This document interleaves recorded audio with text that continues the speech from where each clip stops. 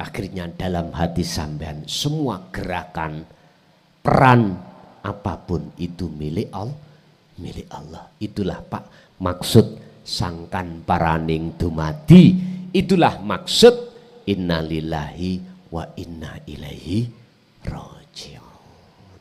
Bon, itu aja materi yang bisa kami sampaikan dalam kesempatan malam hari ini. Kesimpulannya adalah, jikalau jenengan betul-betul pengen selamat dunya akhirate, ning dunya iki jenengan kedah mengikuti seruane Allah. Jangan gampang menirukan, jangan mudah jenengan iku mengikuti seruane hawa nafsu dalam diri kita masing-masing. Jangan. Apa seruane Allah? Selalu diimutno, disuruh menjaga zikir. Apa seruane nafsu? Dipaksa hati kita untuk lalai datang Gusti Allah. Pun siapa di antara kita manusia hatinya sudah terbiasa untuk melakukan zikir, maka disitulah mata hati jenengan yang asalnya buta pada Allah akan menjadi terang benderang. Allahu waliyul ladina amanu yukhrijuhum minaz zulumati ilan nur. Allah akan menjadikan mata hati sampean menjadi mata hati yang sudah tidak buta, dikarenakan Allah meletakkan Anda di alam yang terang benerang. Walladina kafaru awliya'uhumut taghut yukhrijunahum minan nuri ilad dulumat. Jikalau jenengan mendengarkan seruan nafsu, otomatis alame ati sampean iku dadi alam ati sing gelap gulita. Oke, kita masuk pada sesi tanya jawab. Barangkali ada yang perlu ditanyakan, monggo kami persilahkan.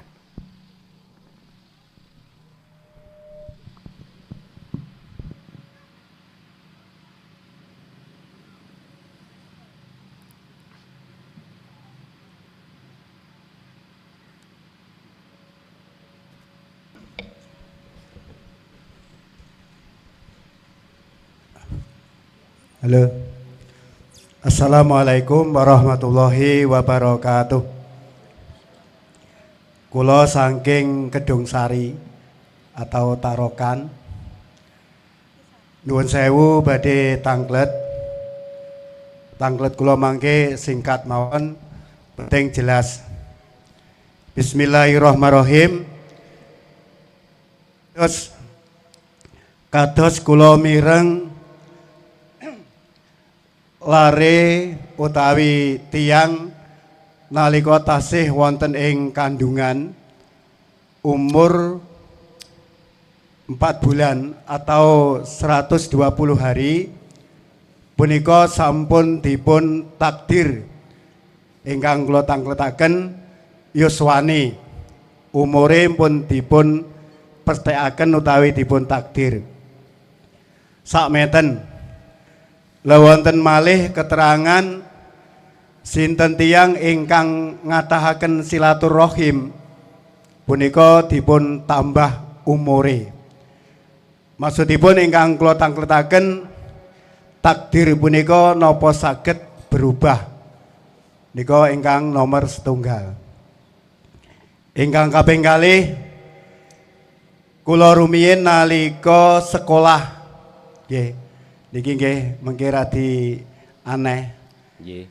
Nalika sekolah rumiyin kalih guru kula disajari kados antarane srengenge utawi rembulan. Punika ingkang putar terus guru kula kok bumine mboten bulane utawi srengenge. Dan niki kula tangket Gus sing leres niku sejatine sing berputar niki bumine napa matahari. Srengenge napa matahari. Okay. Mekaten ingkang saged kula aturaken Wassalamualaikum warahmatullahi wabarakatuh. Waalaikumsalam warahmatullahi wabarakatuh. Berkenaan dengan takdir. Sebelum takdir iku wonten qadha. Sesuatu yang sudah dicatat oleh Allah di dalam buku atau kitab di Lauhil Mahfuz. Sebelum di gedung film layar itu muncul gambar, sebelum itu ada gelis gambar di proyektor. Bapak Ibu, dadi ono istilah qadha dan qadar. Qadha iku ketetapan Allah, tulisan-tulisan yang belum kita jalankan. Ketika saat dijalankan, sedang dijalankan, itu namanya takdir. Pertanyaannya, apakah bisa dirubah takdir itu? Jawaban saya tidak. Kalau kodok loh niki, sesuatu yang sudah ditulis oleh Allah di dalam Lauhil Mahfuz, ini baru bisa.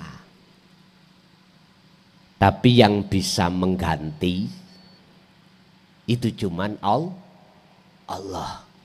Artinya apa Pak? Gini, kalau kita berbicara Lauhil Mahfuz itu kan angen-angennya aduh lah ngono. Wis gak mungkin menungso iku ngerti. Lah ngeten nggih. Betul memang. Supaya jenengan tidak angen-angen sing di luar batas kemampuan manusia, akhirnya berbicaralah dinut tauhid. Ngeten Pak. Apa perilaku di jasmani yang dilakukan jasmani ini sebuah takdir yang berdasarkan qadha dalam hati jenengan. Tulisan yang ada di dalam hati sampean, Lauhil Mahfuz, itu disebut kehendak, ketetapan, atau kekarepan. Nek cara wong Nganjuk, kekarepan. Kekarepan itu sesuatu yang belum terjadi. Lah wujudnya kekarepan itulah namanya takdir. Contoh, jenengan wau sebelum nyampe di sini, di rumah ada keinginan untuk berangkat taklim muta'alim, berangkat ngaji. Berarti keinginan yang ada di dalam hati sampean tadi sebelum jasad sampai di sini, itu namanya qadha. Sesuatu yang ditulis oleh Allah di dalam Lauhil Mahfuz cara bahasa syariat. Ini bisa diubah. Bisa. Yang merubah ya Allah sendiri. Caranya bagaimana? Kekarepan sampean tadi pindah. Yang tadinya mau berangkat ke sini, di tengah jalan mau berangkat, anake nangis, loro, bojone semaput. Akhirnya Allah merubah kehendak, dibawa ke rumah sakit. Lah, padahal tadinya sudah ada tulisan untuk ngajiku, sudah ada, tapi diubah oleh Allah. Akhirnya kehendak di dalam hati sampean berubah. Tapi berhubung tulisan itu gak diubah oleh Allah, maka wujudnya qadha yang disebut qadar, yaitu takdir, jenengan sampai di sini.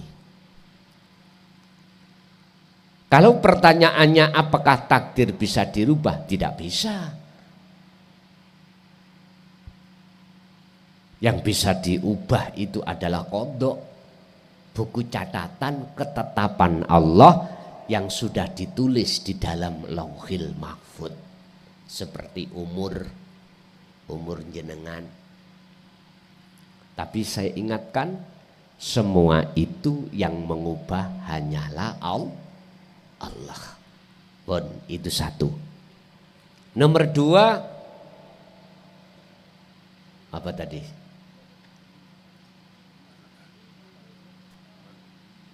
Apa? Matahari. Apakah yang bergerak, yang berputar itu matahari, opotah planet lainnya? Seperti bulan dan bumi. Memang Pak, miturut ngaji sekolah jenengan kali kula dari dawe guru sedaya, matahariku meneng, sing berputar itu planet lain sesuai dengan porosnya. Pertanyaannya, apakah betul yang berputar itu matahari, yang berputar itu bulan dan bumi, sesuai dengan keterangan kita di dalam ilmu apa? Ilmu fisika, IPS nggih. IPA nggih. Dulu memang seperti itu. Apakah betul? Sekarang jawabannya tinggal kita memakai kacamata mana. Kalau kacamata syariat betul, tapi kalau kacamata hakikat beda. Sama dengan ini, betulkah sing isok gerak ke sini kunjenengan? Betul, miturut kacamata syariat. Tapi miturut kacamata hakikat, jenengan kali kula niki lho seperti rokok ambek korean. Makhluk sifatnya. Sifatnya kayak makhluk. Ayo, sampai jarno biarkan korean dengan rokok di meja sampai pagi lah jegideg. Meneng, nggak bisa bergerak. Korean nggak bisa nyumet rokok, menyalakan rokok nggak bisa. Kecuali ada sesuatu pihak ketiga.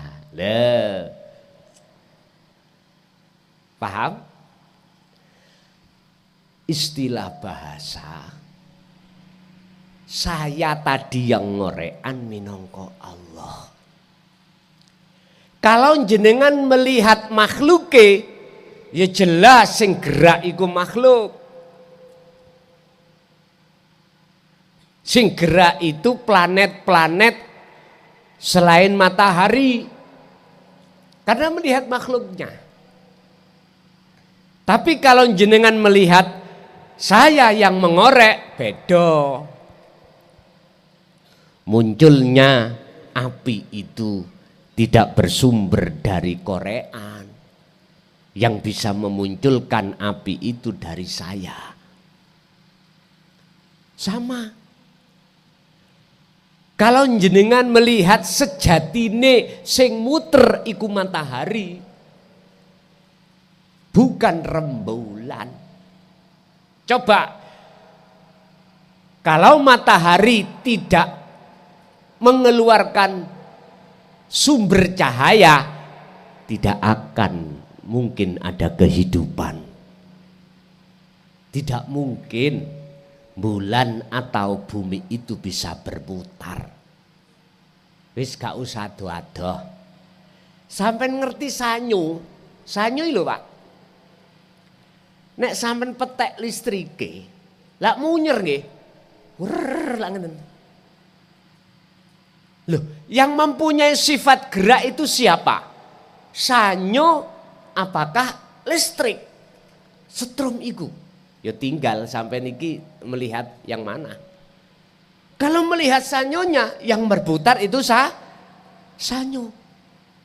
Kita akan lalai sumber perputaran itu dari listrik atau tenaga. dari AC atau DC, kita nggak sadar. Tapi coba jenengan kalau melihat setrumnya, mesti jawab yang memiliki perputaran itu adalah listriknya, setrumnya, bukan sanyunya. Pokoknya tinggal kita memandang dari sisi mana. Kalau kita memandang dari sisi kacamata syariat, ya sing ngaji ku ya klason, sing bergerak ya makhluk. Tapi kalau jenengan melihat Allahnya, melihat dari kacamata hakikat, otomatis sampai pasti akan nyata siapa sebetulnya yang memiliki gerak itu. Pak, jenengan kali kula sebagai makhluk asale kan boten wonten, nggih. Kita makhluk asalnya tidak ada. Adanya makhluk sebab diadakan oleh yang ada. Sepanjang sampai melihat makhluk, mesti mengatakan makhluk itu ada. Sepanjang jenengan mengatakan makhluk itu ada, jangan harap Anda akan tahu siapa sebetulnya yang ada. Inilah Pak, pelajaran sangkan paraning dumadiku di situ. Mengarahkan hati sampean untuk kembali kepada asal kita. Kalau bahasa Quran, wa inna ilaihi raji'un. Jenengan harus kembali terhadap asal kita tidak ada, kita harus kembali ke tidak ada tadi. Idfin mendemo sira wujudaka ing eksistensi keakuan Anda, kewujudan Anda fi ardil humuli ing dalam bumi kesunyian, ing dalam bumi kefanaan. Fanakanlah keakuan dirimu. Itulah namanya jenengan kembali kepada asal mula kita. Kalau kita kembali ke asal kita tidak ada, disitulah akan nyata yang ada. Siapa sebenarnya yang ada? Ternyata Allah Subhanahu wa ta'ala. Inilah Pak, tergantung kita melihat memakai kacamata syariat opo hakikat. Nek syariat ainul basyariyah ini mata dohir, kalau hakikat ainul basiroh mata ruhaniyah jenengan. Mata dohir untuk bersaksi melihat terhadap makhluk, mata batin ruhaniyah hanya bersaksi pada Allah. Asyhadu alla ilaha illallah, wujudnya begitu. Oke, lanjut. Ada lagi?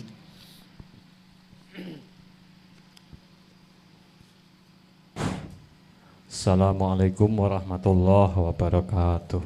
Waalaikumsalam warahmatullahi wabarakatuh. Kula saking Papar Gus, nyuwun ngapunten lak wonten klenta-klentunipun.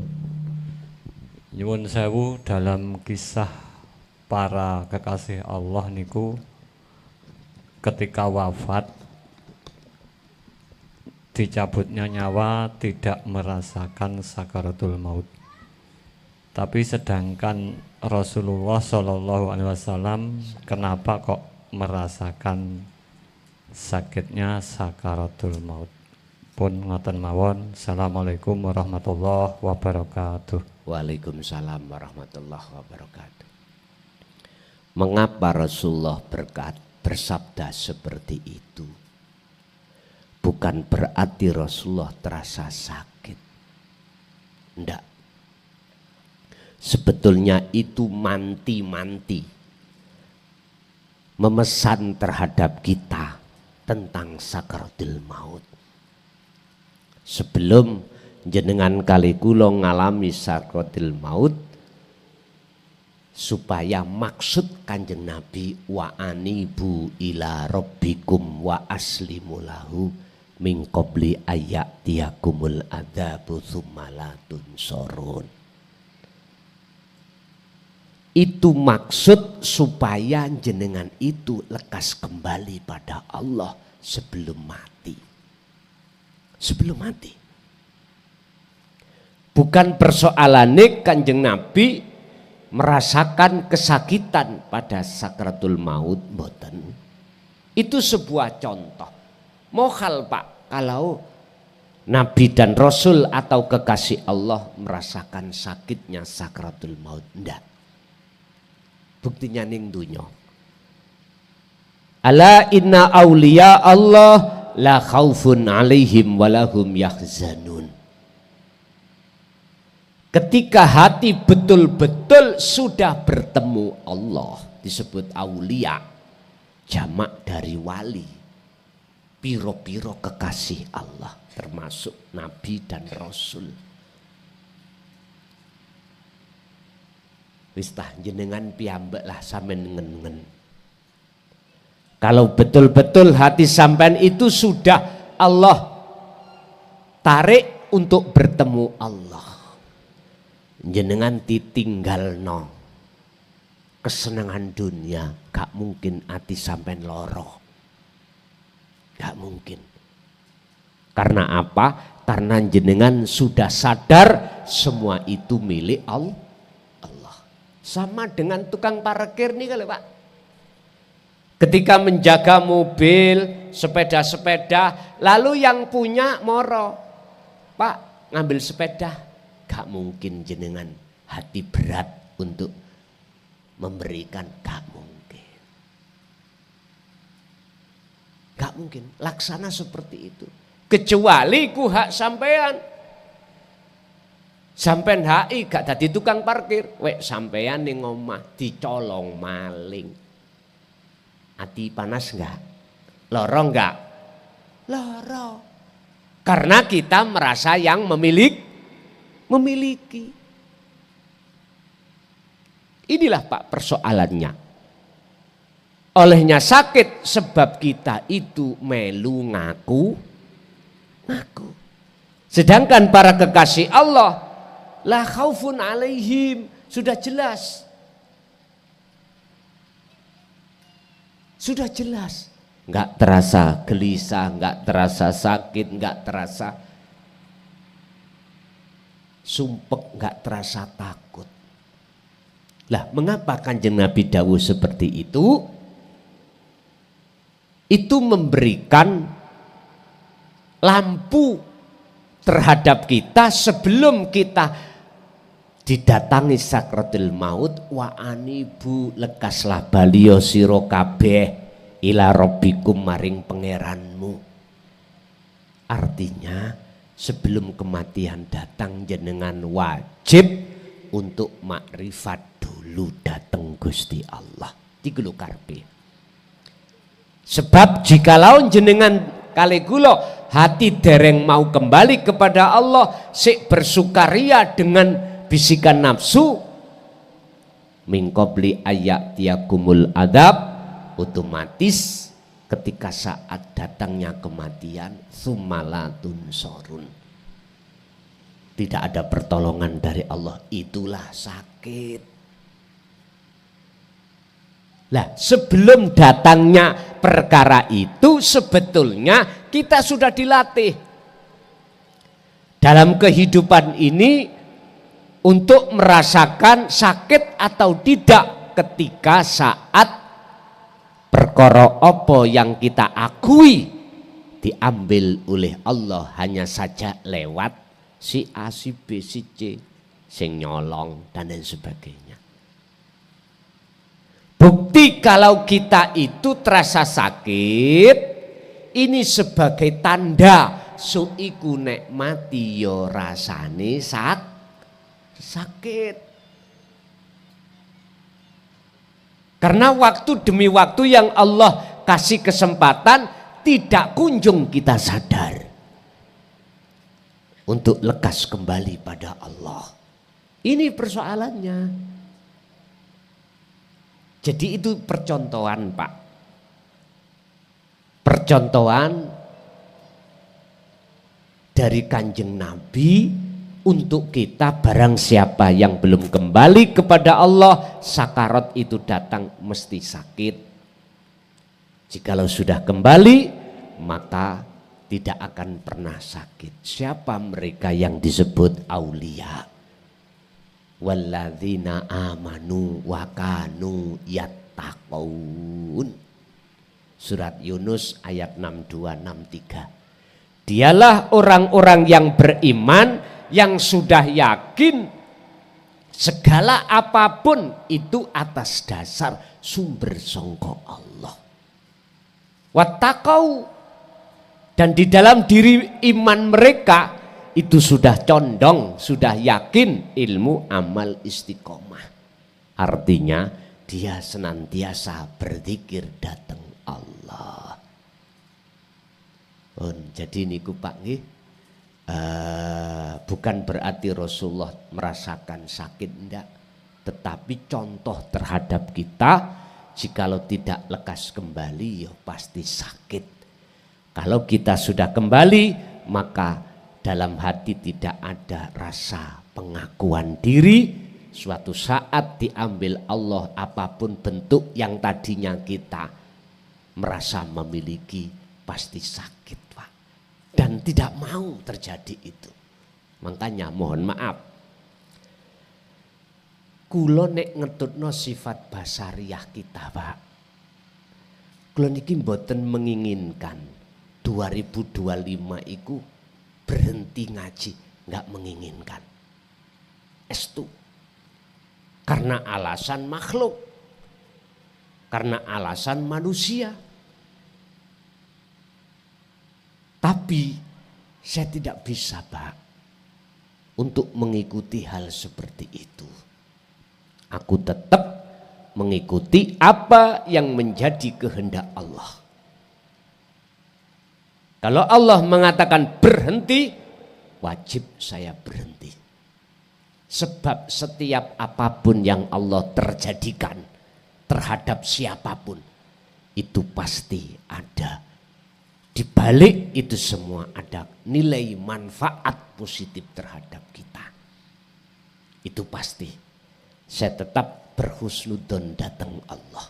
Seperti itu. Ya lihat aja nanti. Jikalau niki gambaran, jikalau itu tetap diterjadikan Allah untuk ngaji, mesti ada konsekuensi terhadap kita.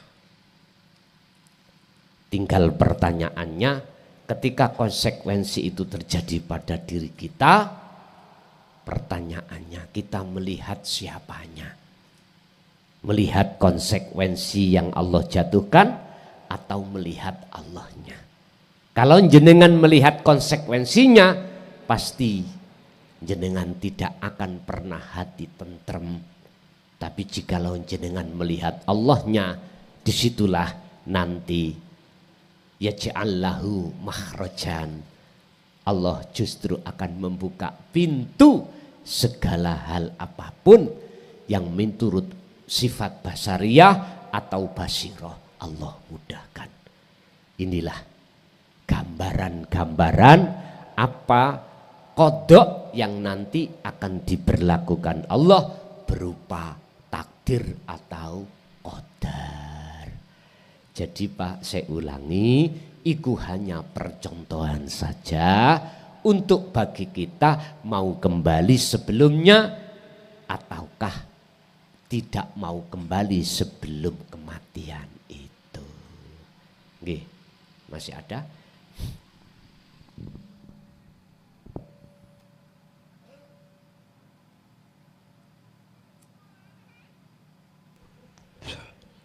Assalamualaikum warahmatullahi wabarakatuh. Waalaikumsalam warahmatullahi wabarakatuh. Nuwun sewu Gus saderengipun. Niki berkaitan kalian bayat karomah tempo dulu yang saya berikan sampai hari ini. Kejadian-kejadian yang pertama ini mungkin dimasukkan di alam mukasabah Gus. Sepindah ada bulan yang besar sekali Gus, mau masuk ke rumah di kamar saya, tapi tidak bisa masuk, padahal gendengnya sudah terbuka Gus. Tapi terhalang oleh reng dan nusuknya sehingga tidak bisa masuk. Disertai dengan angin puting beliung, mau masuk ke tubuh saya Gus. Saya kedinginan seperti es itu loh Gus, dingin kena angin puting beliung itu. Itu yang pertama. Yang kedua, saya diperlihatkan begitu banyaknya emas berlian di Serlongan Gus, penuh sekali, gemerlapnya penuh banyak sekali Gus. Nun sewu, nyuwun penjabarin pun mekaten saking kula. Assalamualaikum warahmatullahi wabarakatuh. Waalaikumsalam warahmatullahi wabarakatuh. Dulu sudah saya warning terhadap seluruh jamaah yang mengikuti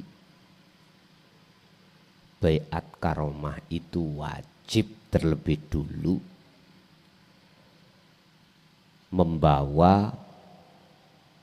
memahami tentang dzikir sirul asrar. Maksudnya apa? Kok wajib paham dan mengamalkan itu?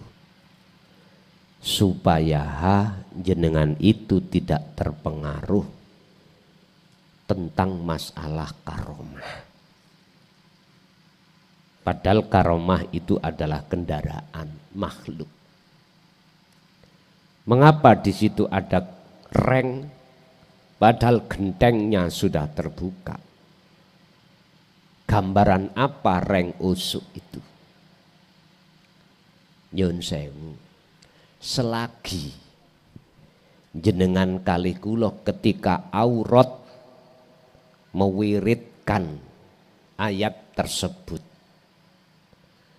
kok masih hati punya prasangka bahwasanya karomah iku mlajengi ning malaikat makhluk. Yang kedua, jenengan masih merasa kalau kita yang bisa beraurat itu laksana reng dengan usuk. Intine penghalang. Tapi cahaya untung sudah masuk.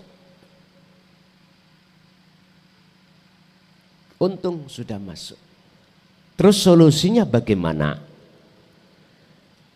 Ketika jenengan beraurat, wajib lepas diri dari pengakuan kita yang berwirid. Otomatis ketika saat berkata hamim amami, itu bukan makhluk. Sing sampen saksikan itu bukan karomahnya malaikat, tapi sing sampen sekseni urip sing nguasai malaikat. Niki solusine.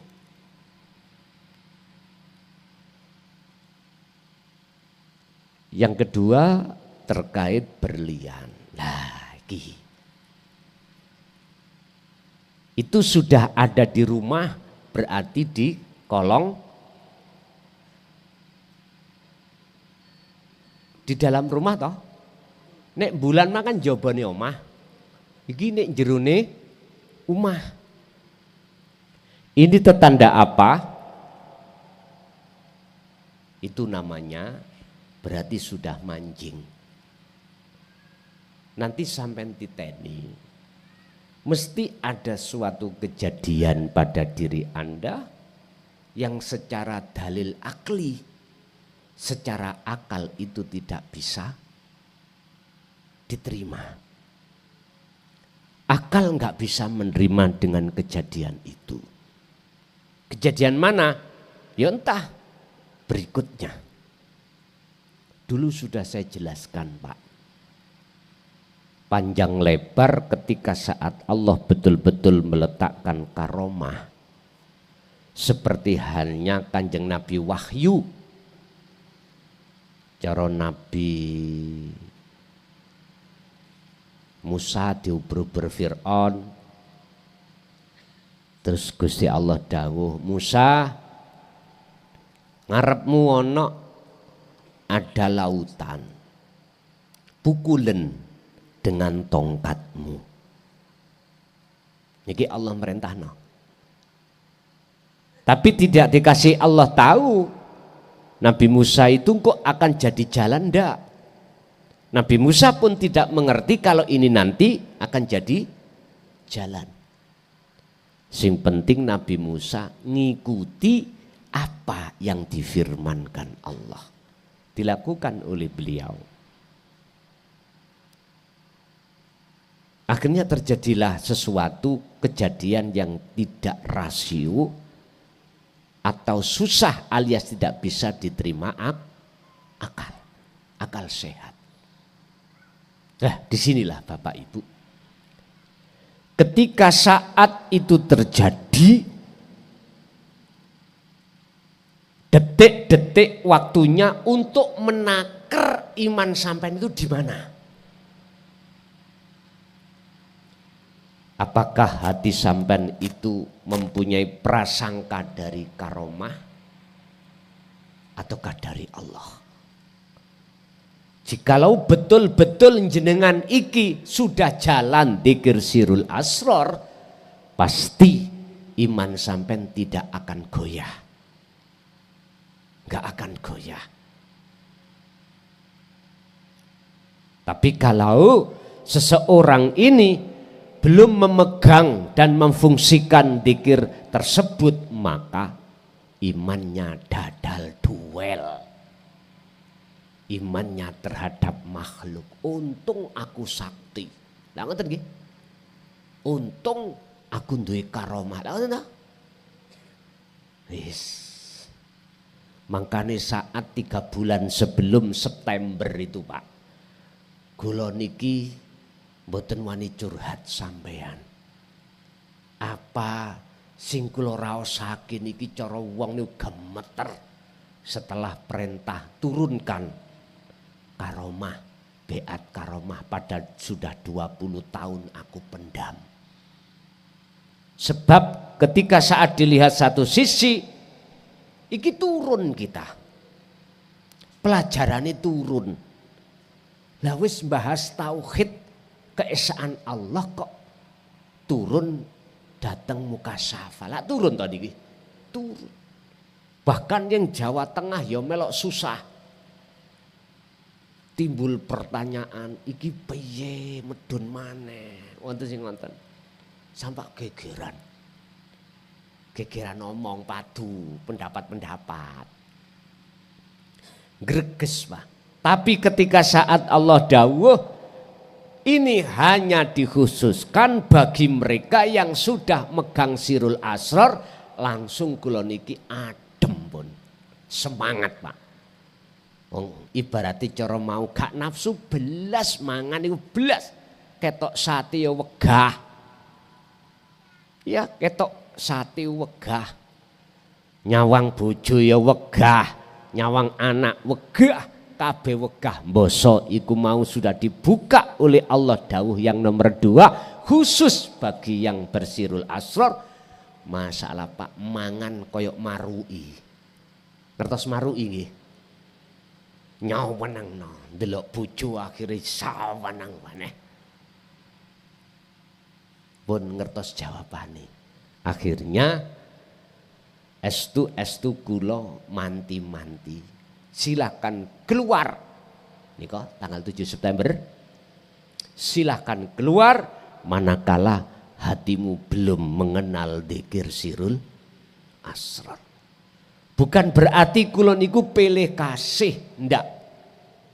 Justru jenengan tak kongkon keluar gak boleh ikut, bentuk sayangku pada jenengan supaya hati jenengan tidak kebulet oleh makhluk, akhirnya menghijabi hati datang Allah.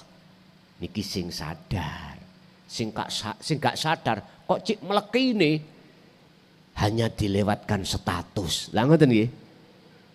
Terus lagian masuk YouTube ikut terbatas. Tidak semua orang bisa melihat. Sampai sekarang juga begitu. Jadi kami punya YouTube rahasia yang tidak dibuka, tidak bisa dibuka oleh sembarang orang. Hanya orang-orang khusus yang bisa membuka di situ. Termasuk jenengan yang sudah punya linknya baru bisa membuka. Bon. Jadi niku Pak pemahaman nih Pak nggih. Nggih. Masih ada?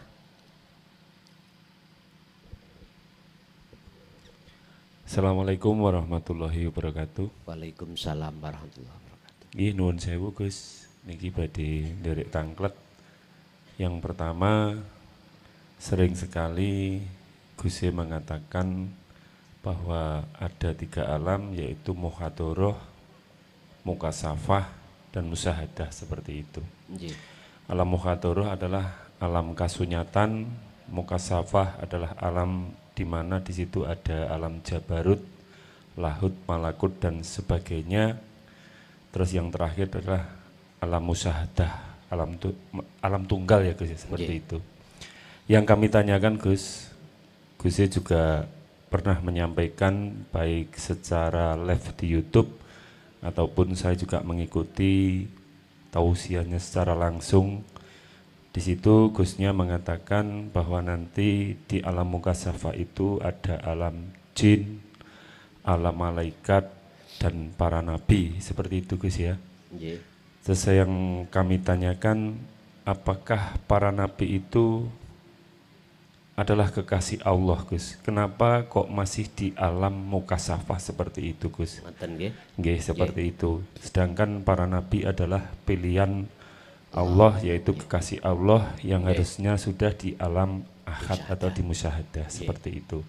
Terus yang kedua Gus, saya itu sering sekali setiap beraktivitas Gus, kadang mau nebas pisang atau nebas penghidupan, seperti mungkin selain pisang pohon apa atau rumput apa, kadang terlihat hewan yang tersakiti itu timbul seperti ini Gus.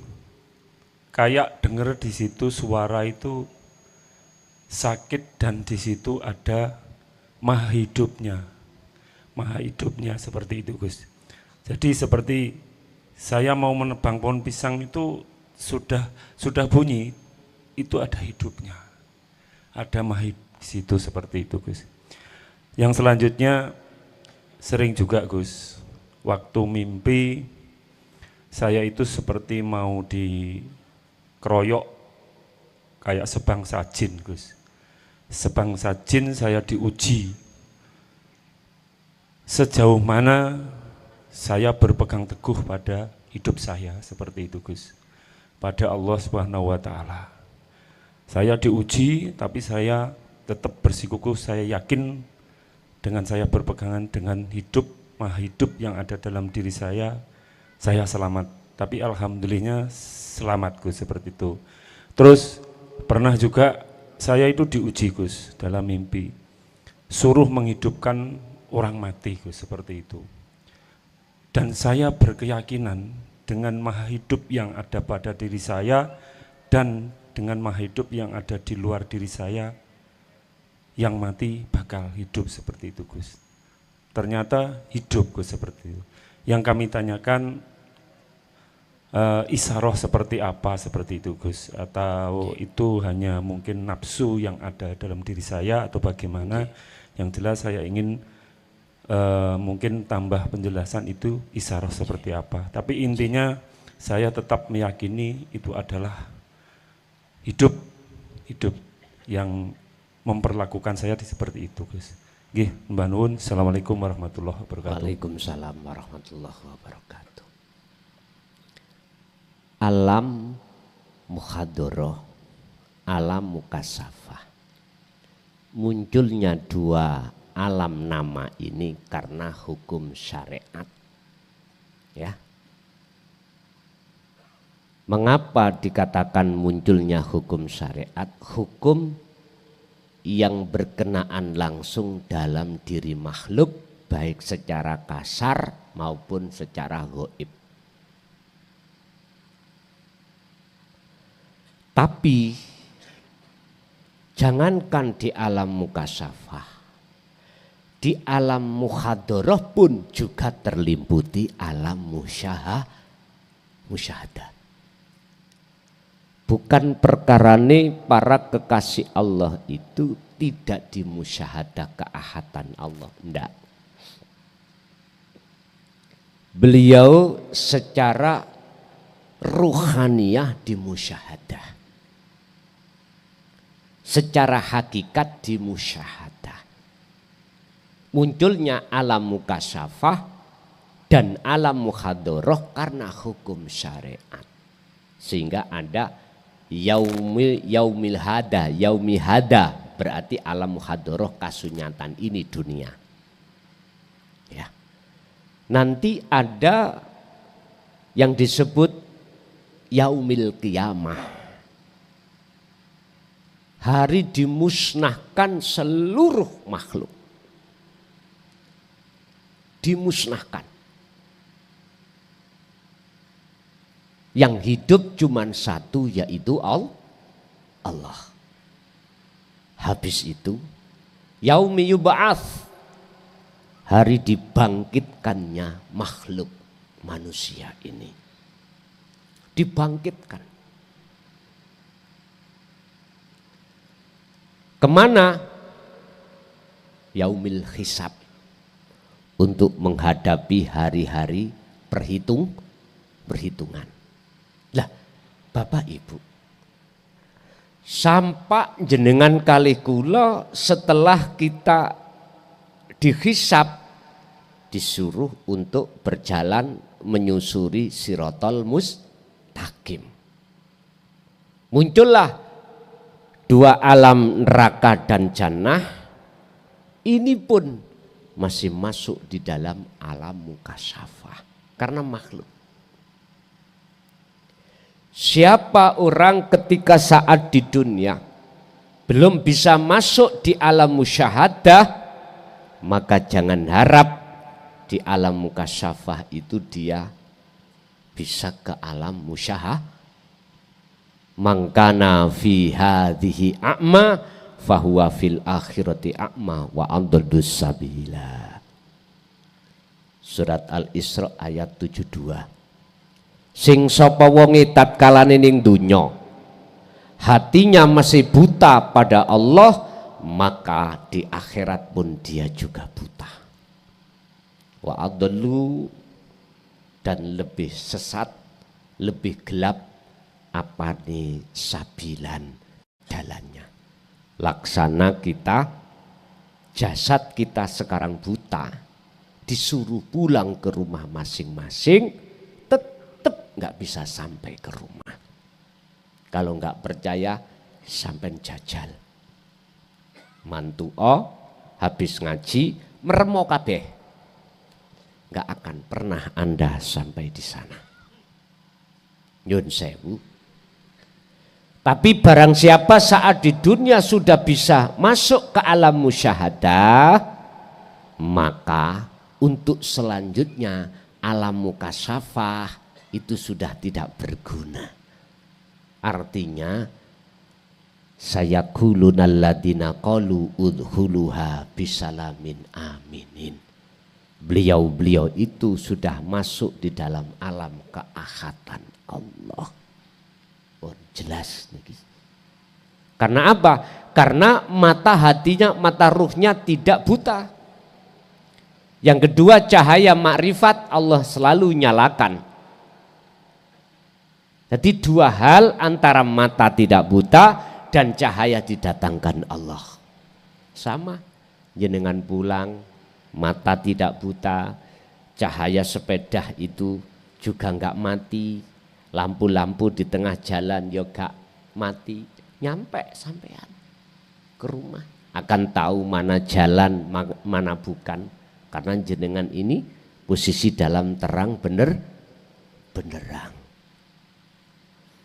Jadi Pak, alam musyahadah itu alam yang ada di tengah-tengah muhadharah juga di muka syafah, tergantung hati sampean. Bon, itu yang pertama. Untuk yang kedua, apa tadi? Lupa aku loh. Sering sekali Gus beraktivitas itu kayak kita bersih-bersih, mau nebang pohon apa, pisang atau kita bersih-bersih. Kadang kita mau melakukan di situ sudah ada kayak suara, jangan, di situ ada maha hidup juga seperti itu. Leres. Terus yang kedua itu sering kali mimpi, pernah mimpi Gus. Kayak mau menghidupkan dibunuh jin. orang mati. Oke. Mau kayak dibunuh jin, dikeroyok Oke. jin. Itu saya diuji sejauh mana saya berpegang teguh dengan maha hidup saya. Terus pernah juga suruh menghidupkan orang mati seperti itu. Tapi itu dalam takwil apa maksudnya? Isyaratnya apa? Ngeten.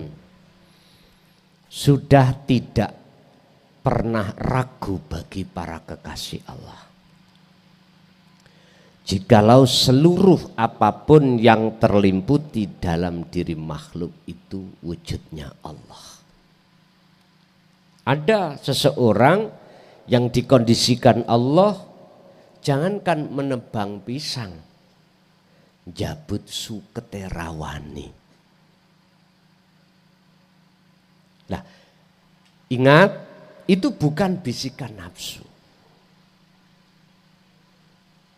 Itu adalah petunjuk dari Allah supaya jenengan iki selalu koneksi dengan Allah. Untuk selanjutnya menghidupkan orang mati. Ning dunya iki Pak, akeh atine wong do mati. Fi qulubihim maradun fazadahumullahu marada. Akeh atine wong iki, roh iki hakikate mati. Dikatakan mati terkubur oleh belenggunya hawa nafsu, sehingga dia tidak akan pernah tahu terhadap Allah, padahal Allah itu ada pada dirinya. Jadi wong Jawa batang urip. Wa anzalna lan nurunake sapa ingsun Allah ma ing apa, isine ma adalah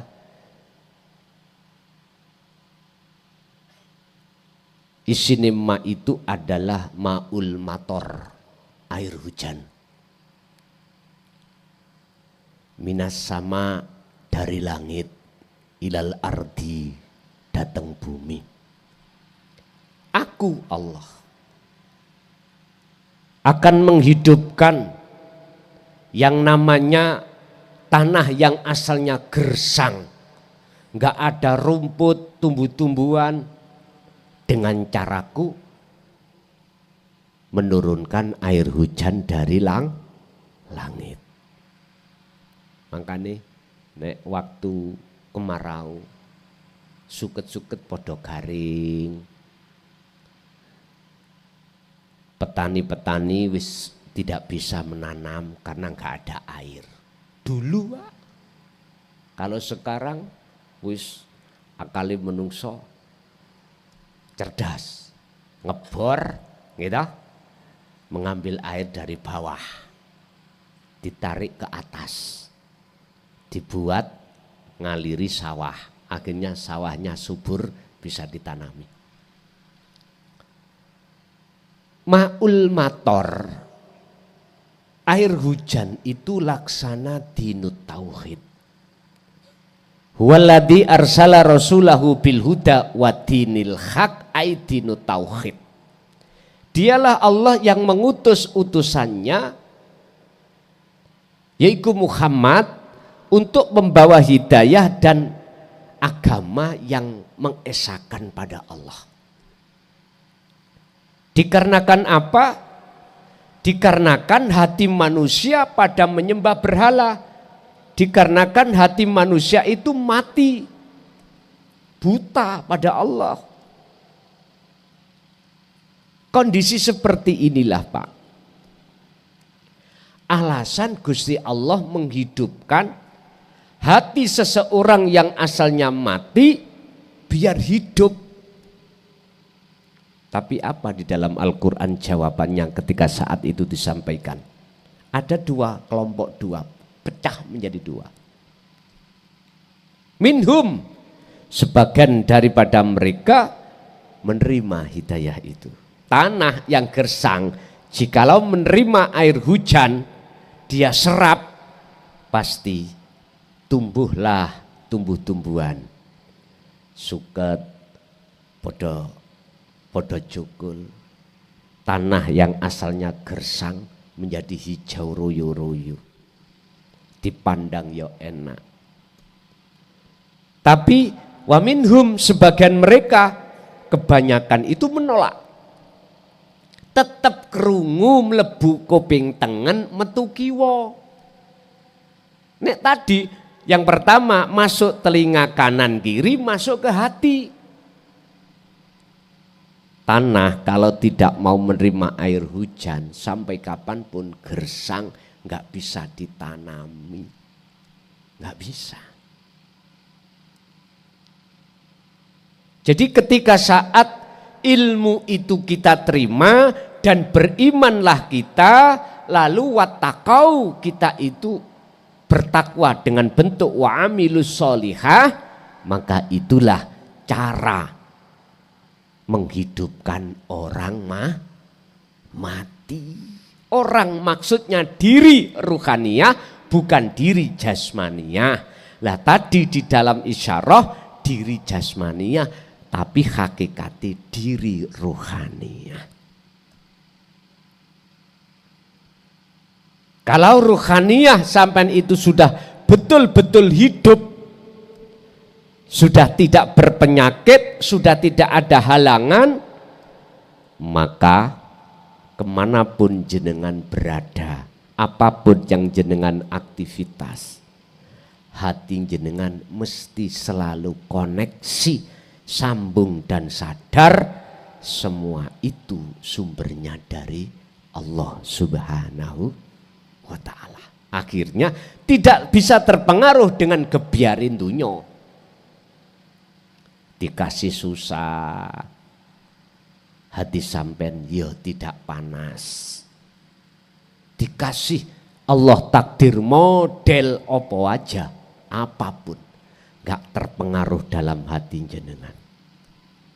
Walaupun jenengan miskin, gak menjadikan hati sampean sumpek. Walaupun jenengan kaya, punya jabatan, menang pilkada, tidak menjadikan hati Anda kesensem dengan jabatan itu. Laksana Anda seperti ikan yang hidup di lautan, setiap saat dan waktu jasad ikan itu campur gembul dengan air asin. Tapi ketika diangkat, kita ambil, kita makan, tidak terasa asin. Artinya karena ikannya hidup. Kalau ikannya mati, seperti ikan tahu, ikan tempe, ibu-ibu nguyai, didik unai, duwilu, gak sampai 5 menit digoreng, terasa asin badan. Asin.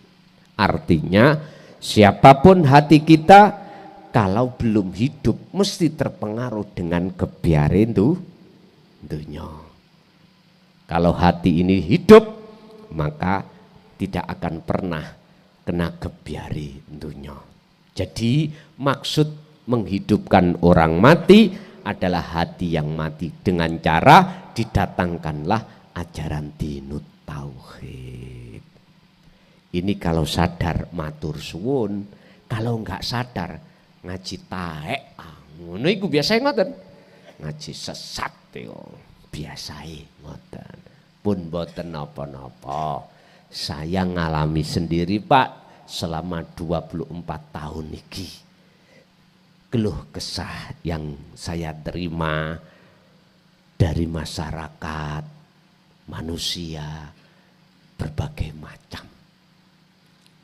Intine nek tak simpulne masih banyak di antara golongan umat yang menolak daripada yang menerima. Wong dijak ayem mati kok gak gelem, ya udah, ya rapopo. Istilah bahasa saya nggak pusing-pusing Pak. Saya punya ayam, sudah maghrib saya aturi untuk masuk kandang. Bulet tak krono ketok jagung tik kemleler, pari tik kemleler, dicawucuki terus. Saya suruh masuk ke kandang nggak mau, akhirnya dimakan garangan yo salahe dewe mekaten lah menika. Monggo tasik wonten. Bismillahirrahmanirrahim. Assalamualaikum warahmatullahi wabarakatuh. Waalaikumsalam warahmatullahi wabarakatuh. Gus dalem ajeng tangklet bab nikah. Teng napa ta wong nikah niku kok sing diwaos kok syahadat ngoten. Terus saklajengipun pripun caranipun anggenipun tiyang bebrayan pernikahan niku saged langgeng sae terjaga sehingga tidak terjadi perceraian. Ngoten, karena akhir-akhir ini marak sekali para keluarga muda yang mudah untuk bercerai dan ganti pasangan. Mekaten, apakah itu juga ada hubungannya dengan kesejatian tentang cinta, tresno sejati, nopo-nopo mekaten Gus. Niki nyuwun nasihatipun dumateng para anak-anak muda kawula ingkang sakmenika kathah ingkang nembe ngalami goncangan keluarga. Sampun saking kawula cekap semanten. Wassalamualaikum warahmatullahi wabarakatuh. Waalaikumsalam warahmatullahi wabarakatuh. Mengapa ketika akdu nikah iku kok ya disahadatno riyin? Iki kacamata syariat beke mbok menawa barangkali syariat lho niki kita pernah kepleset imani yang kita sengaja atau tidak, sebab di dalam syariat hukum agama Islam antara laki dengan perempuan wajib dia itu muslim dan muslimah. Ini syariat loh nggih, syariat. Mengapa harus disyahadatkan secara syariat? Barangkali kita sengaja atau tidak sebelum akdu nikah itu kita menyekutukan Allah. Wis, kita nggak tahu atau tahu, sengaja atau tidak sengaja. Maksudnya wonten mriku sehingga kita bersaksi itu betul-betul bersaksi pada Allah, tata hukum sarengan. Hakikat sebetulnya itu Pak Bu, betul. Jenengan bersaksi siapa? Siapa yang sampean saksikan? Siapa yang sampean lihat? Menyaksikan itu melihat. Kalau meripat jasad ini ya melihat makhluk. Bersaksi terhadap makhluk. Tapi maksudnya syahadat di sini asyhadu alla ilaha illallah, ruhaniyah ini wajib bersaksi kepada yang memiliki nama Allah. Hidup itu. Makanya ketika saat seseorang itu mengapa dia itu secara syariat harus disyahadatan kemudian akdu nikah supaya halal secara jasmani. Lah ngoten ta? Gara-gara qabil tu nikahaha wa tazwijaha bil mahril mazkur langsung oleh ditubruk. Gitu ya. Diterangkan yang tadinya belum akdu nikah jangankan menyentuh, delok ae terus syahwat haram. Lah ngoten nggih. Apalagi mendemok, memegang, haram lagi. Tapi mengapa gara-gara qabil tu nikahaha semuanya ukuran ganjaran? Ya dah, ngambung jitoke iku wis pahala. Nyun sewu ngerangkul wis pahala. Apalagi ke makhluk syahid. Poda mek mateni wong kafir mbuh ping pira kafir. Pahalane. Mengapa demikian? Apa artinya sesungguhnya? Nyun sewu. Jikalau ruhaniyah sampean belum betul-betul bersaksi terhadap wujud nyatane Allah, jangan harap Anda waktu sholat itu sholatnya bisa diterima. Jangan harap zakat, puasa, haji dan ibadah-ibadah lain itu bisa diterima oleh Allah. Hakikati. Apa mungkin jenengan kalih kula niku imane nang sakliyane Allah kang sejati, lah kok njaluk tolong nang Allah sejati? Ya ora mungkin. Ora mungkin. Wong jenengan kalih kula mungsuhi Allah, yukhadi'unallaha walladzina amanu wa ma yakhda'una illa anfusahum wa ma yash'urun.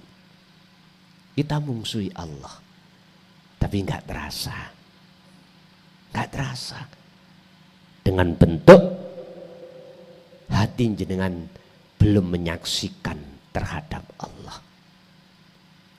Tadi ada permintaan baiat ibu bapak nanti yang betul-betul ingin baiat nanti habis ngaji di situ ya, nanti bisa langsung di Bali yang ikut baiat. Nah kira-kira muat enggak Bali niki untuk yang ikut baiat? Ada berapa orang? 5. Oke. Bapak Ibu yang sudah ikut gak usah ikut ya. Yang belum ikut tai. Baiat itu nggak boleh dipaksa, harus keluar dari hati panjenengan masing-masing.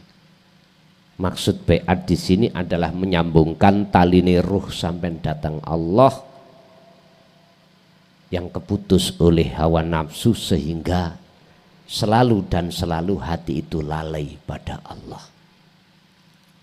Pun kembali kepada pertanyaan, jadi itulah alasan mengapa secara syar'i jenengan diperintahkan untuk bersyahadat.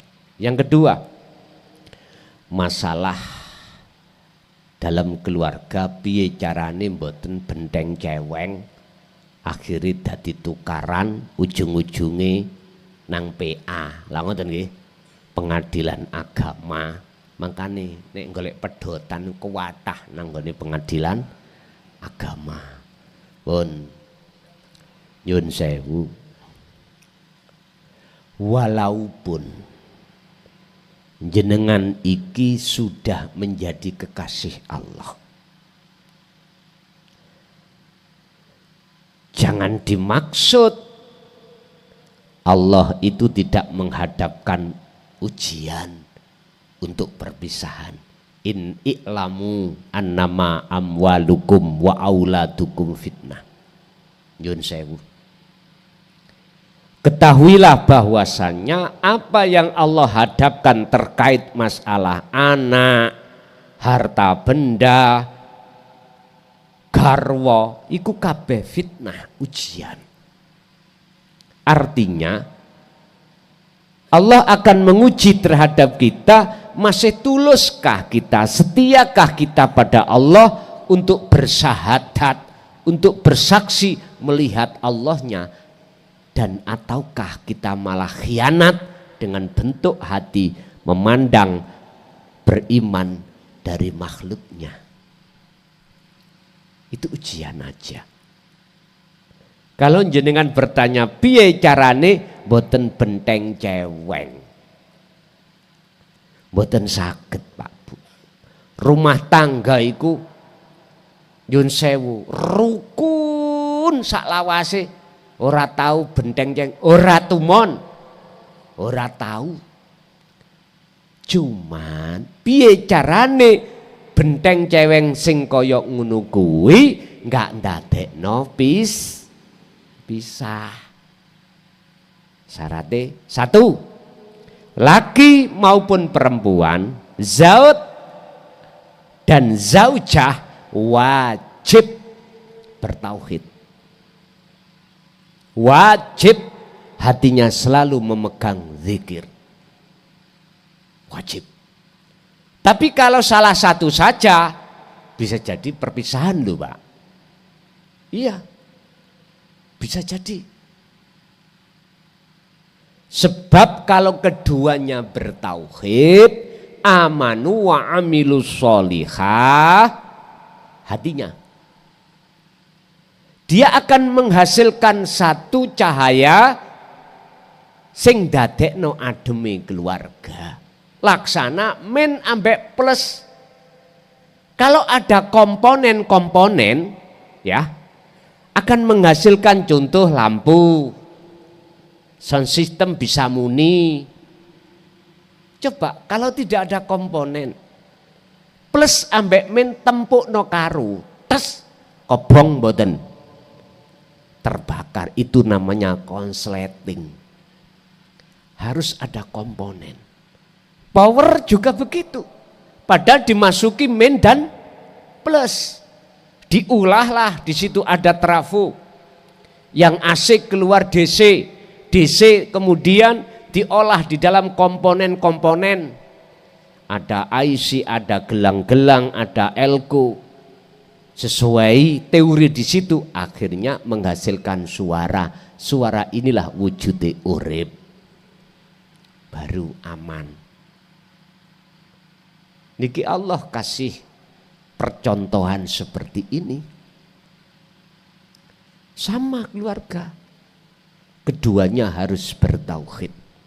Makanya di dalam Al-Quran Allah dawuh wong soleh lanang iku kanggo wong solihah wedok perempuan. Begitu sebaliknya. Tapi kalau hanya salah satu, wes tah, siji bertauhid, sijinya tidak. Ya mandar jenengan betao. Iya betao, ngerti betao? Bersabarlah Anda gitu. Tiap hari, tiap saat sampai dihadapkan tuntutan kehidupan maisyatud dunia. Wis sing wedok yang ngono, umpama sing wedok sing bertauhid. Waduh. Sing lanang endak. Nyun sewu, corong melaku mboten saged irama, Pak. Mboten saged. Ibaratnya corong melaku iki sikil ming situk mencolot ngeten. Iwuh. Tapi kalau dua-duanya akan aman. Jadi jenengan umpama sebelum nikah mestinya harus jenengan iku mukhadharah dulu. Apa mukhadharah? Ta'aruf, ketemuan, perkenalan. Yang maksud tujuannya adalah untuk mengenal satu dengan yang lain tentang karakter sifat. Sifatnya iku mang apakah condong pada Allah, apakah condong pada selain Allah? Ndak kenalan saiki tujuane ngumbar hawa nafsu. Makanya jangan heran Pak, belum nikah iku wis meteng disi alasane tak jajale. Yang ku nek wis kadung tak rabi nek gak iso meteng ya apa? Tak jajale. Lah iku kan alasane nafsu aja. Makanya orang dulu Pak jauh berbeda dengan sekarang. Jenengan sing sepuh-sepuh dulu lho. Sing golekno ya Pak kita sama calon besane kenalan. Anak enggak ngerti, moro dijodokno. Lah ngoten ya. Moro dijodokno. Makanya ketika saat habis dadi nganten turune singkuran. Ngoten niku nek gak 40 dina gak sah jare. Hati turune mingkur. Nggih ngapunten, tresna iku jalane saka kulina. Berhubung bendina dilebokno kamar wong loro, walaupun gak seneng, durung ngerti, durung kenal, lama-lama muncul seneng. Akhirnya sikile nemplek nang sikile sing wedok. Sing wedok ya meneng ae karena padha dene ya dah. Ya akhirnya dadi sampeyan kali kula sebagai anak dulu. Kalau sekarang zamane kaya ngeten iki wis mboten. Kadang-kadang kenalane lewat medsos.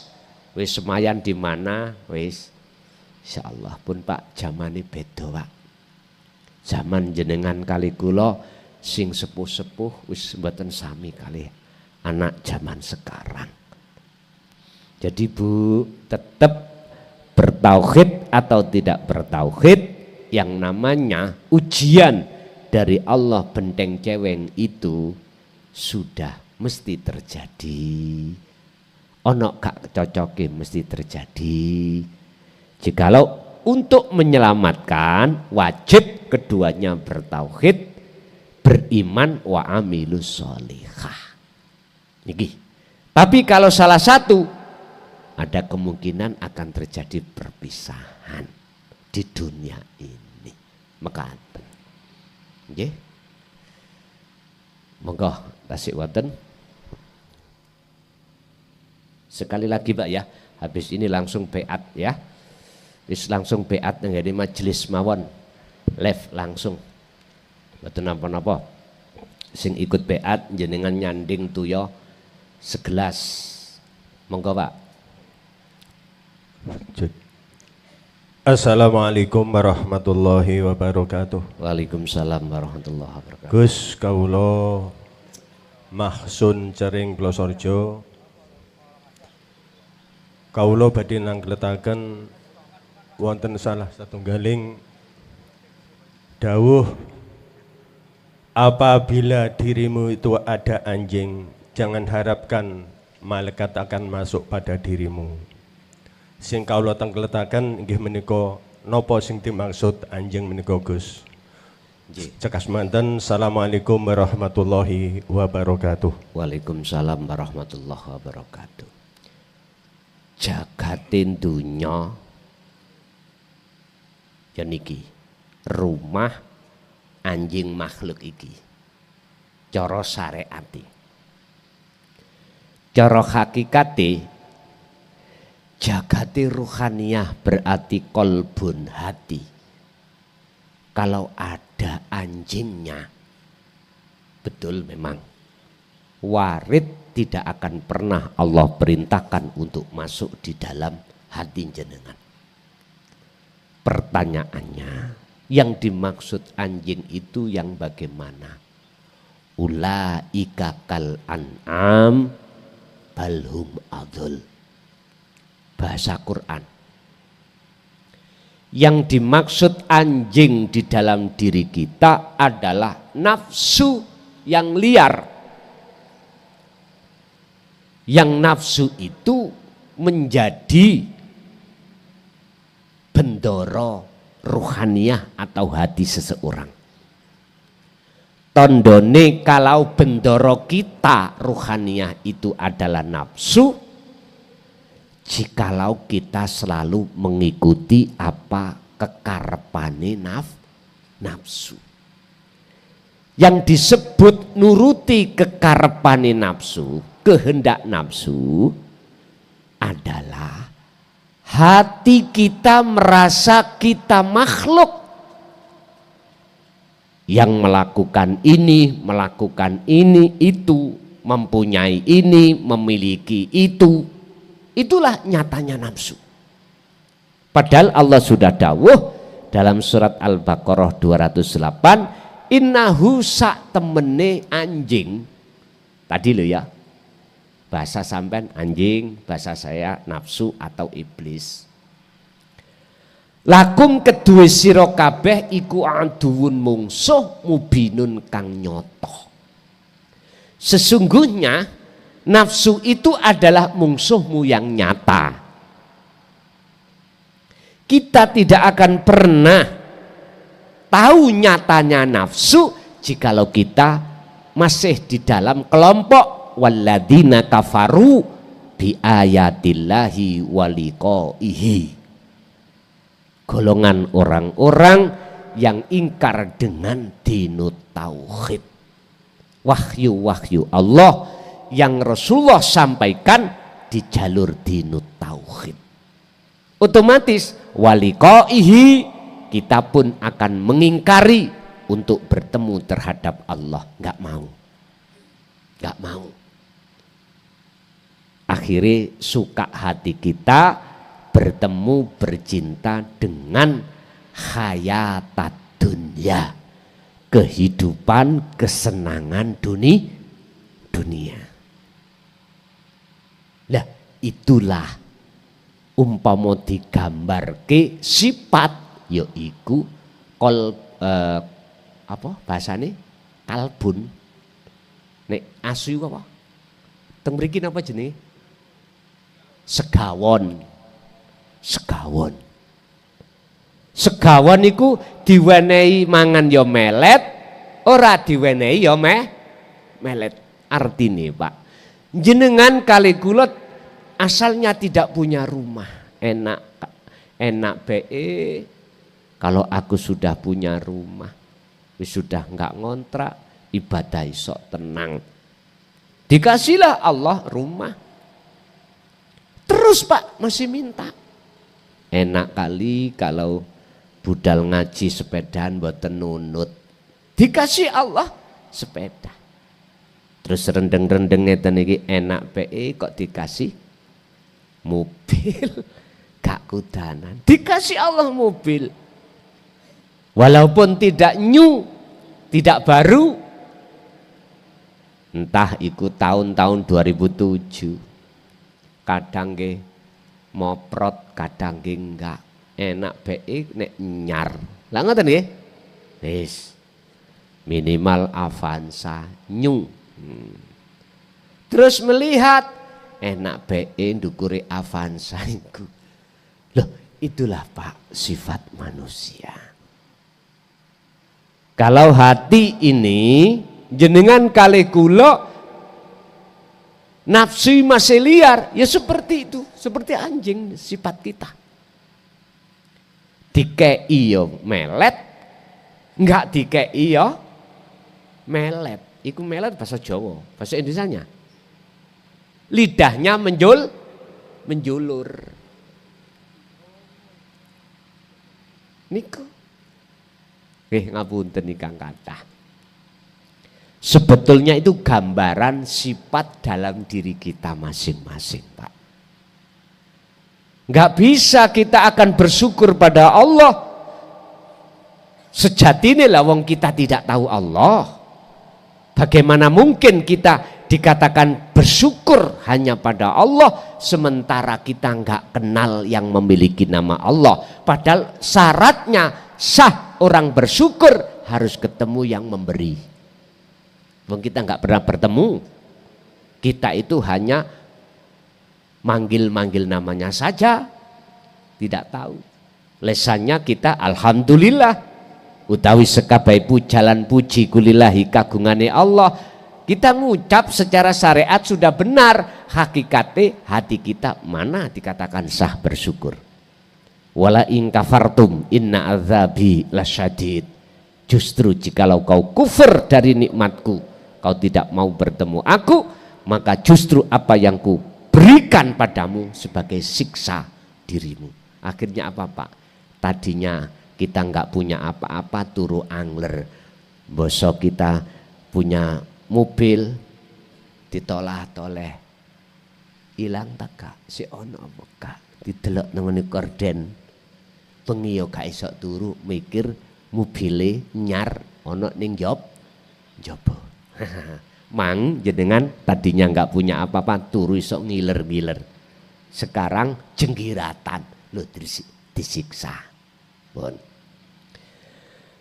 Sing penting mek ngeten jenengan kali kula dihadapkan Allah, kemewahan dunia apapun piye carane ati mboten kenek kebiarin tuh dunya. Jawabannya cuman situ, hatimu kulinakno terus faqadis tamsaka bil urwatil wuthqa lam fisomalaha. Berzikirlah terus, pegang terus tali Allah itu, yaiku zikir. Pun iki pertanyaan ini mang ngopo sampai lali aku. Napa mang pertanyaannya? Anjing. Jadi niku Pak ya. Jadi itu sifat karakter kita yang kita itu belum mengenal Allah. Berarti sifat kita seperti sifat hayawan. Itulah nafsu sebetulnya yang masih liar terhadap kita. Oke. Bapak Ibu hadirin, itu aja apa yang bisa kami sampaikan. Ini sudah jam 10:30 kurang. Kita langsung beat aja di sini, tidak di dalam. Cuman sebelum beat perlu kami sampaikan apa sih beat itu? Artinya adalah menyambungkan talinya ruh sampai datang Allah sing sudah keputus oleh nafsu disambung lagi. Lah apa talinya, wasilahnya disebut apa? Zikir sirul asrar. Makanya di dalam surat Al-Maidah ayat 35, wasilah itu wajib sampai pegang. Wasilah itu wajib sampai cari. Wasilah itu adalah jalan atau tali penyambung antara ruh dengan Allah. Apa?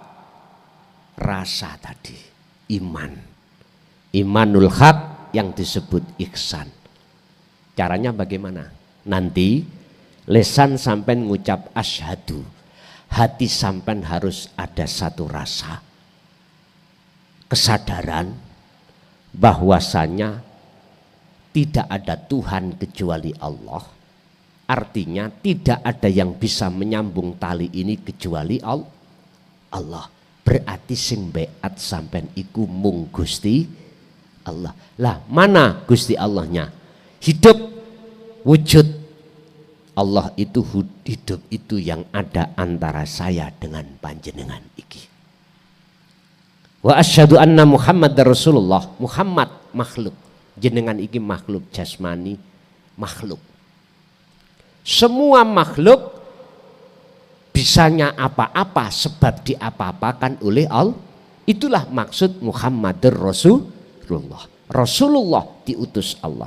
Jenengan bisanya ke sini sebab diutus Allah ke sini, digerakkan Allah ke sini.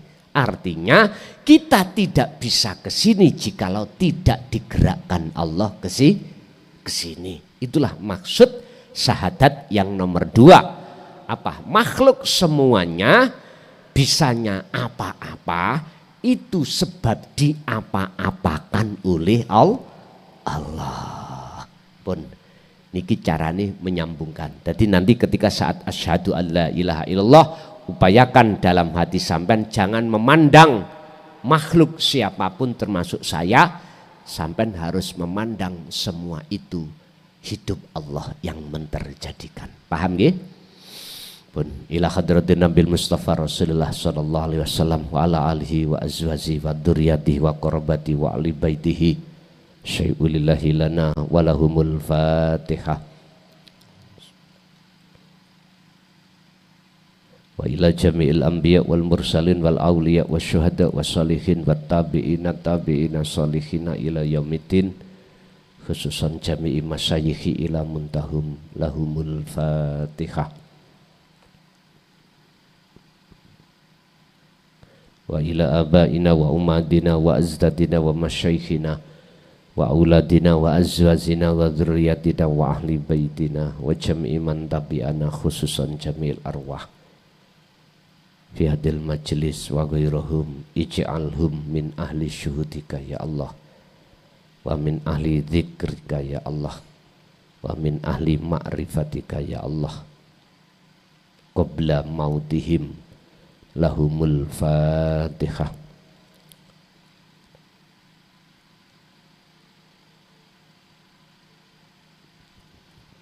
Pun sampeyan teraaken kula. Bismillahirrahmanirrahim. Astaghfirullahaladzim, astaghfirullahaladzim, astaghfirullahaladzim, alladzi la ilaha illa huwal hayyul qayyum wa atubu ilaih. Allahumma shalli ala sayyidina Muhammad wa ala ali sayyidina Muhammad.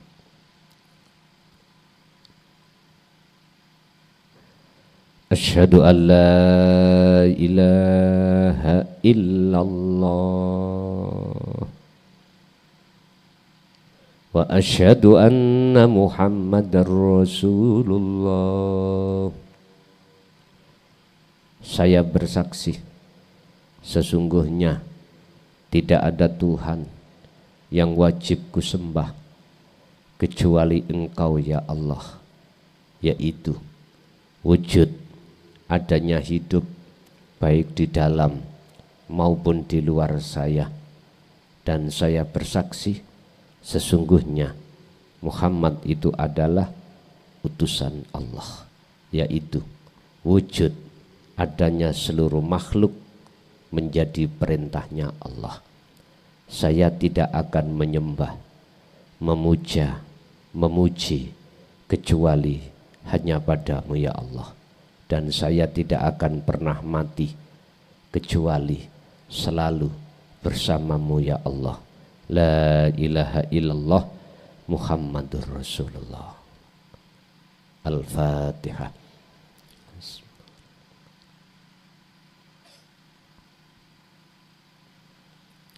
Pun ingkang peat tuyoni sampeyan unjuk piyambak. Ada dua hal setelah baiat iki jenengan jaga semampu panjenengan, yang fungsinya dua hal adalah membersihkan dosa-dosa secara rohaniah, kesalahan rohaniah, dan dosa-dosa secara jasmaniah dalam rangka bertemu Allah. Ingat, Allah tidak akan pernah memberikan anugerah berbentuk bertemu terhadap hambanya kecuali hamba yang hatinya sudah tidak ada syirik. Artinya, jikalau masih ada syirik dalam hati hamba, Allah tidak akan pernah mengizinkan hamba tersebut untuk bertemu Allah. Oleh sebab itu, bagaimana caranya untuk membersihkan diri dari syirik-syirik yang sudah kita lakukan selama ini? Syirik ada dua, ada syirik jali, ada syirik khafi. Syirik jali itu sudah jelas, ini dibahas di dalam hukum syariat. Syirik khafi itu adalah syirik yang lembut, halus, yang di dalam syariat tidak dibahas, adanya dibahas dalam hakikat. Contoh, umpama saya haus kemudian saya minum, lalu haus saya hilang, hati saya beriman, hilangnya haus dalam diri saya karena makhluk berupa air, maka saya ini terjadi syirik khafi. Imane atiku terhadap makhluk berupa air berarti saya termasuk teringgap syirik khafi. Dan ini mulai sejak akil balik kita sampai umur berapa puluh tahun. Jikalau kita masih tetap seperti ini terus hati, jangan harap untuk bisa bertemu Allah. Terus bagaimana caranya? Hal-hal yang sudah berlaku pada diri kita syirik itu bisa dihapus oleh Allah dan diampuni oleh Allah dan bisa diterima di sisi Allah. Bapak Ibu, mumpung kita masih ada kesempatan, sisa umur kita tinggal berapa kita tidak tahu. Gunakan, manfaatkan, lekas hati ini untuk bebersih diri. Caranya bagaimana? Kita satu hari satu malam dikasih Allah waktu 24 jam tanpa henti terus, yang semata-mata menunggu kesadaran taubatan nasuha kita.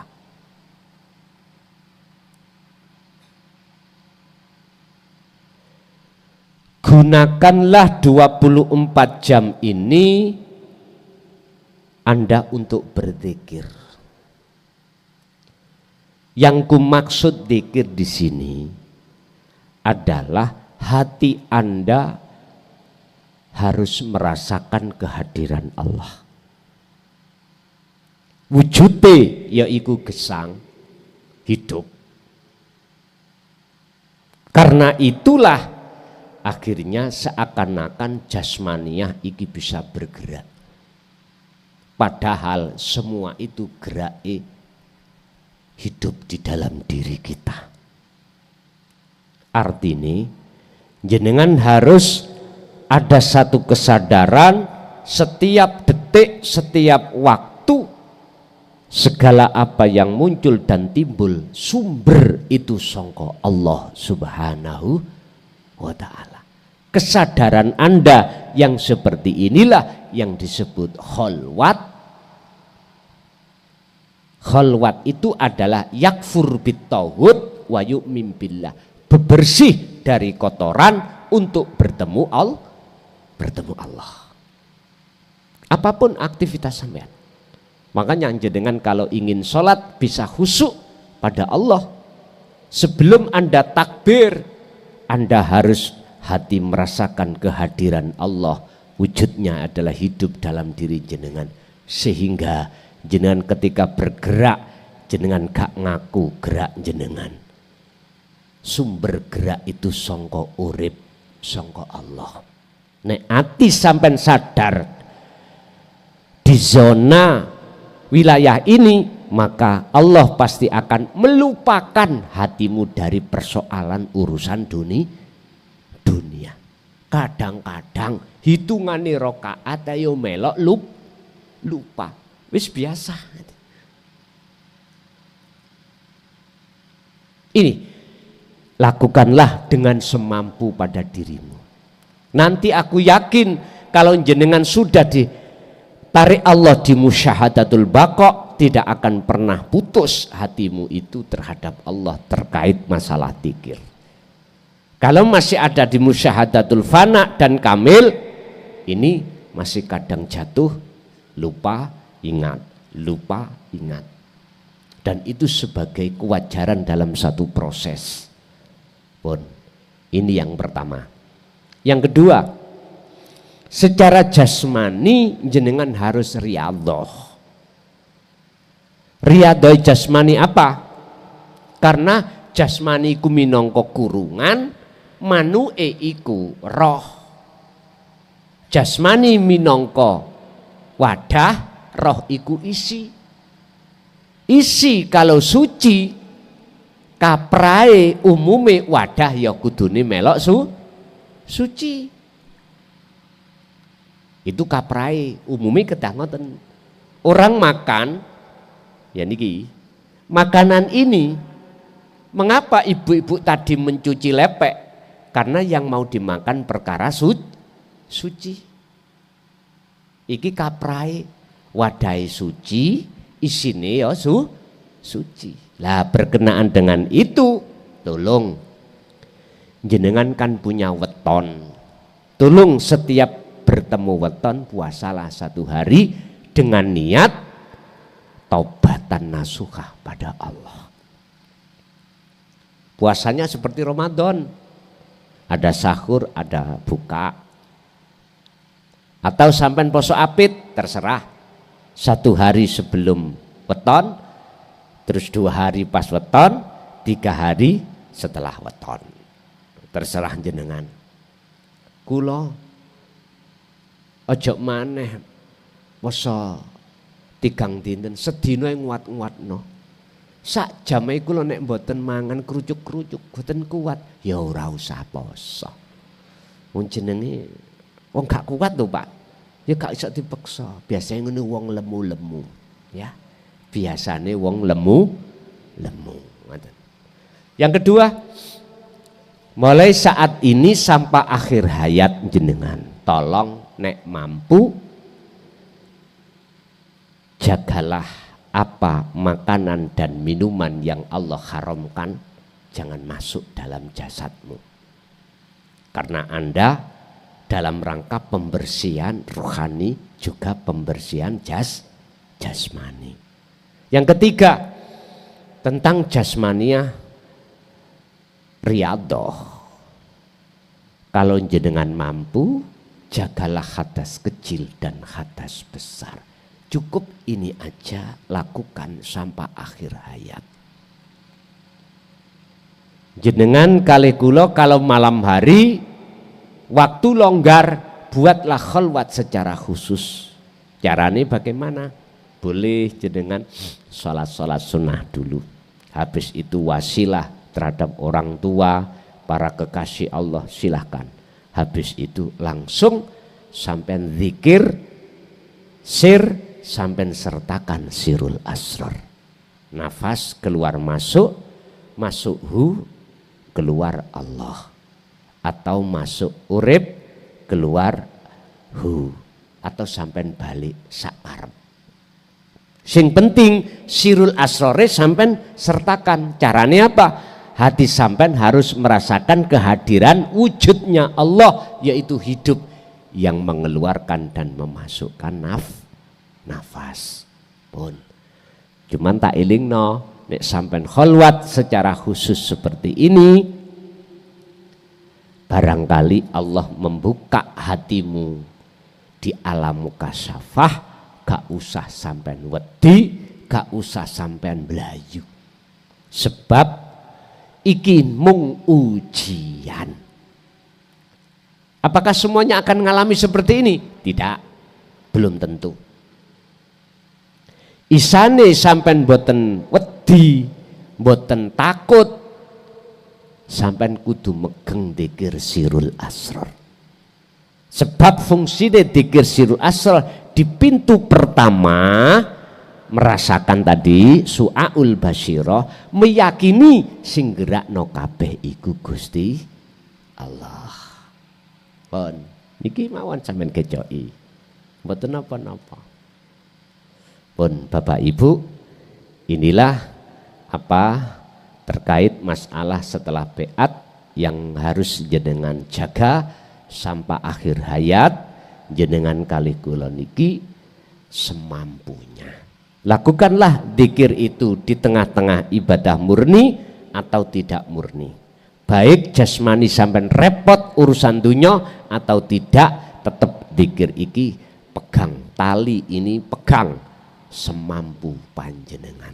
Tapi jangan heran jikalau nanti sebelum sampai pada musyahadatul baqa jenengan iki sok lali sok eling, sok lali sok eling. Tapi kalau sudah ditarik Allah di musyahadatul baqa, wis orang ngenal lali. Pun ngoten mawon Bapak Ibu hadirin jamaah rahimakumullah.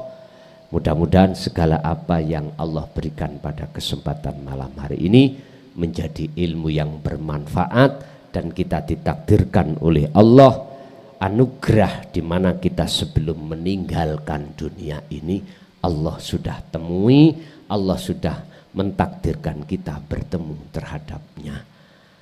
Dan mudah-mudahan ilmu apa yang Allah berikan menjadi ilmu yang manfaat, berkah fitini wa dunya wal akhirah terhadap anak keturunan kita ila yaumiddin. Lahumul Fatihah.